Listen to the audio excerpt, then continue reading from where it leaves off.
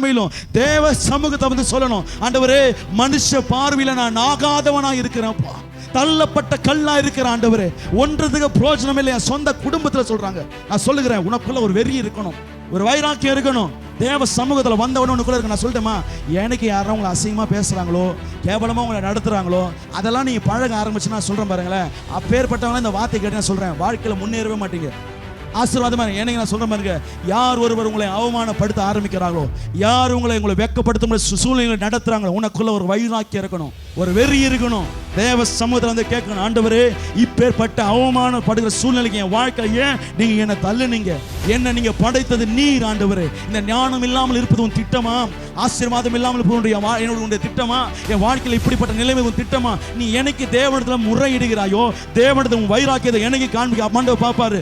இந்த வைராக்கியம் போத மகனே, நீ என் சமூகத்தில் வந்து கேளு, நான் உன்னை ஆசீர்வதிக்கிறேன்.